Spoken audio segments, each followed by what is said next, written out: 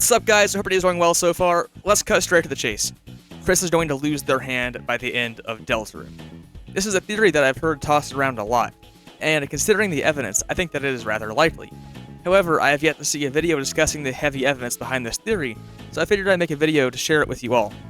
I even have some interesting suggestions of my own for this theory, so stick around and you'll see why so many people seem to believe that Kris is going to lose a hand in the upcoming chapters of Deltarune. Before we get into that, be sure to like the video. If you are a new or returning viewer who has not yet subscribed, please do so. It helps me out a lot. It is greatly appreciated. My goal is to hit 10k subscribers by the end of the year. Also, consider joining my Discord server. The link is in the description down below, and any place that I have links. Thanks! Let's start by unpacking the evidence for the Kris hand theory, before getting to when and why this tragic incident might occur during the story. The oldest piece of evidence for this theory comes from as early as the Shadow Crystal's dialogue in Chapter 2, or rather the glass item that the crystal becomes in the real world. If you use this piece of glass in the real world while Kris is alone, it says that you saw through your hand. Using the glass in other places will show Susie glaring and Noelle whispering close to you.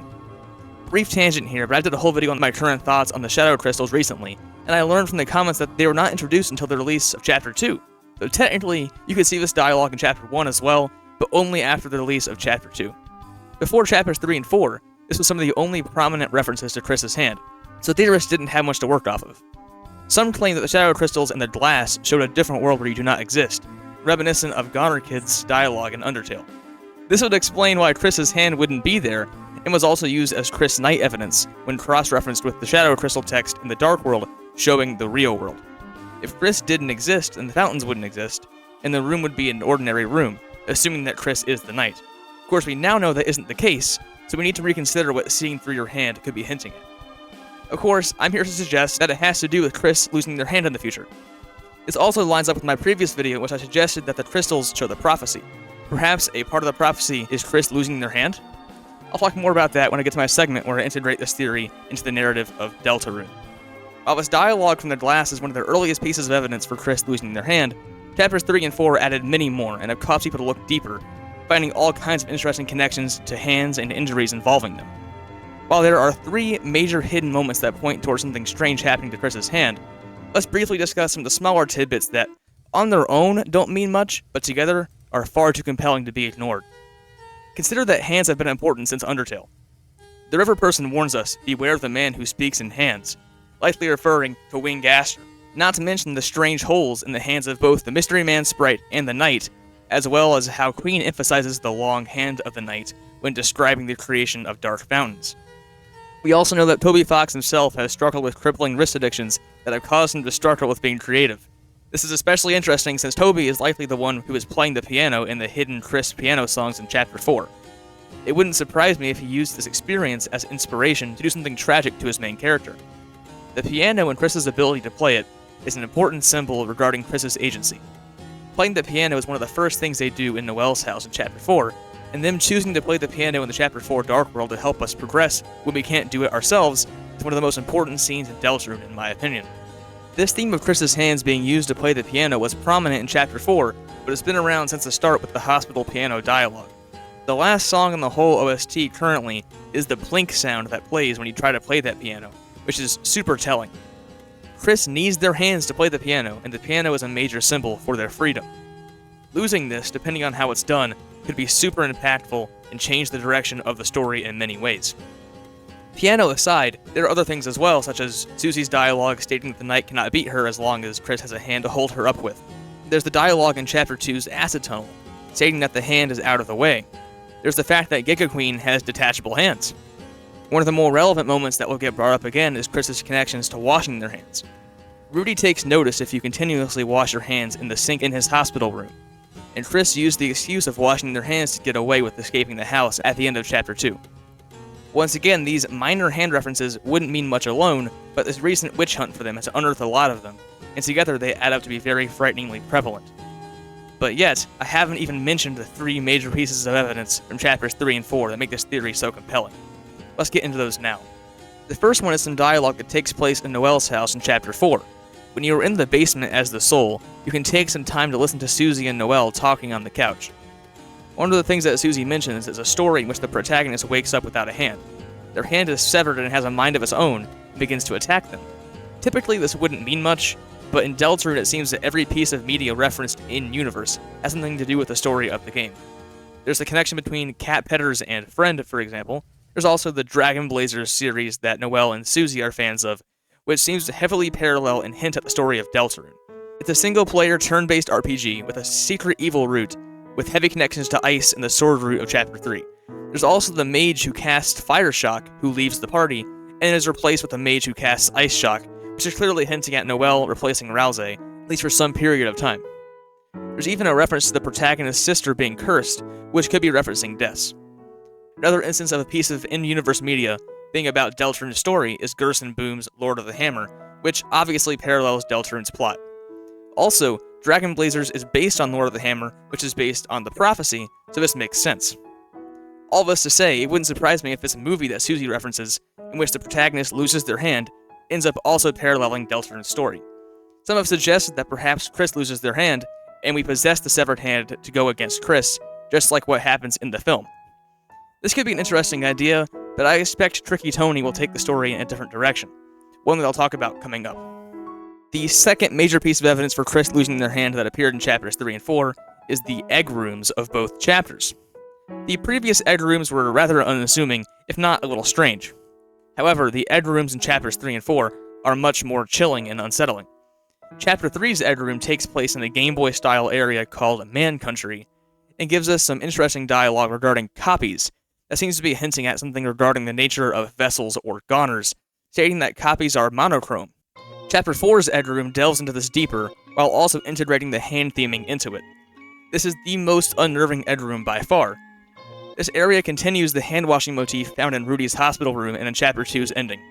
Essentially, Kris has an art therapy session with the mysterious egg person, and then attempts to wash the graphite off of their hands. However, there is one gray crease that will never go away no matter how much you wash it.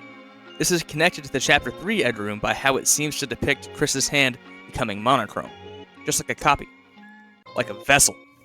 Since Kris is described in the prophecy as a cage with human parts, although this might just be describing our vessel actually supposed to be in the role of Kris in the prophecy, maybe Kris will lose their hand and have it replaced by a spare one from wherever the vessels are made. Maybe the shelter or the meat factory? This dialogue could also be referencing Kris being a vessel, or that Kris will become a vessel or a goner at some point. But considering that the gray area is said to be on their hand, and all the hand connections that I spent the whole video talking about, I think it's likely that this is foreshadowing Kris's hand being replaced by a goner-style, wing-gastery hand. There is one final major piece of evidence for Kris losing their hand that is probably the most famous one yet. I have saved the best for last. As many of you likely know, there's a hidden scene in Chapter 3 in which Kris literally loses their hand. The scene can only be accessed if you go to the prize machine in the back of Chapter 3's green room. Here you can enter a certain number of points to get a prize. The more points you put in, the higher chance of a rare prize. However, if you enter the number 1225, yes, the December holiday number, you get something even better than a prize. Lore. That's right, this number is now what the number 1987 is for FNAF, with it being the parental lock on the TV, likely Carol's shelter code, and also the code of this very, very interesting area of the game. If you put in this code, you will get transported to a strange area with the red carpet found in other places in the TV world hovering over a blue void. Only Kris is in the room. Here you can walk around while listening to the only instance of findher.ogg in all of Deltarune. Side note, but this is also the connection between this page of the sweepstakes. I'm glad that we figured this out after all this time later and got to hear this iconic song play as well. If you navigate this maze, you will find a smaller blue machine that dispenses a capsule with a small, dark, and lacquer-like triangle on the inside. This object slips through Kris's hand and you can't find it anymore. You can't find your hand. People speculate this object to be a guitar pick, likely one that belonged to Des. Guitar picks are often small, hard, and triangular in shape, and this being a guitar pick would fit with the findher.ogg song that plays in the area, as well as the 1225 code needed to access the area. Of course, the more important element here is that Kris loses their hand. Like it literally goes missing and they can't find it. If this is not explicitly a reference to Kris suffering some kind of injury in the future, then I don't know what is. The fact that what is likely to be Des' guitar pick slips through Kris's hand and causes it to go missing indicates to me that it's possible that the Knight, or Des if they aren't one and the same, will be the cause of Kris losing their hand in the future. So, What does all this hand evidence mean for the story of Deltarune? Well, I can see it going in 3 ways, so I will spend the rest of the video explaining these in more detail. Idea 1 is that Kris will not actually lose their hand, and that the hand references are all symbolic of their relationship with the player. Throughout Deltarune, one of the main conflicts is between us and Kris, and what our presence does to Kris's agency. I think that it could be argued that things like the Blood Crushers movie involving the hand turning against the main character are simply a parallel to how Kris's own body is being used to work against whatever their plan is. Kris is losing their agency through us controlling them, and that includes their hands. Notice that one of the first things that Kris does before ripping out the soul, in Chapter 1's ending, is move their hand as if stretching it out after not using it for a long time. They are regaining control, and their hand is being used to show that. So them losing their hand could symbolize either a loss of their agency, or us being separated from Kris, as is likely to happen by the end of Deltarune, depending on how you look at it. Idea 2 is that Kris will lose their hand in defiance of the Knight. I think that it is possible that on the normal route, Kris will eventually side against the Knight and side with the player in the journey to seal the fountains, go inside the shelter, and defeat the Knight. I think that it would also be especially compelling if this resulted in the loss of their hand. I don't think the Knight would intentionally permanently injure Kris like this, so maybe Kris tries to block an attack for one of their friends and the Knight's blade cuts their arm. If Kris did truly decide to ally with us, then it would make sense for their hand, part of their body they used to rip out the soul and regain agency, to be lost in the process. They've chosen to work with us in order to stop the Knight, even if that means having to accept us residing in their body for the time being. This could also be where the soul possessing the hand could come in as well, though that would deny the symbolism that I just mentioned. This could also be the part where the vessel hand comes in. Maybe Kris sacrifices their hand in an attempt to enter the shelter and betray the Knight, just as this amazing animation depicts. They enter the shelter where vessels are produced and are able to get a new hand here. One that, no matter how hard you try, will always have a hint of gray to remind Kris of what they lost in order to save the world. Finally, my favorite idea. Kris will lose their hand on the weird route. Personally, I believe that the prophecy is the weird route, that the shadow crystals are the prophecy, as explained in the last video. With this in mind, the shadow crystal dialogue where you see through your hand would be in reference to Kris losing their hand on the weird route. But why, and how? I think it would be an act of desperation from Kris trying to stop us from doing something truly heinous through their body. We've already seen precedent for this. In another touching scene involving the piano in Chapter 4, if you try to make Kris tell Susie that they will never play piano again, they will bite their hand very hard to stop you. This is clearly something that means a lot to them, and they are willing to hurt themselves in order to stop you from doing it. What might Kris do to themselves if it involves potentially the lives of their friends? Perhaps that's what leads to this moment where they desperately try to stop us by using the knife they keep hidden to cut their own hand off. The hand that represents us, attacking them and working against them, but also represents agency through their ability to take out the soul and their escape through playing piano. Regardless of what happens, I'm ready for the moment when Kris loses their hand to be one of the most impactful moments in the game to date. With that in mind, thanks for watching the video. If you made it this far in the video, then you must like the video, so why not like the video? And also a big shout out to all these lovely supporters on Patreon, Ko-Fi, and YouTube, and an even bigger shout out to Hufflepuff Prefect and Tybee. I love you all, be safe, be smart, don't be stupid, and have a great rest of your day.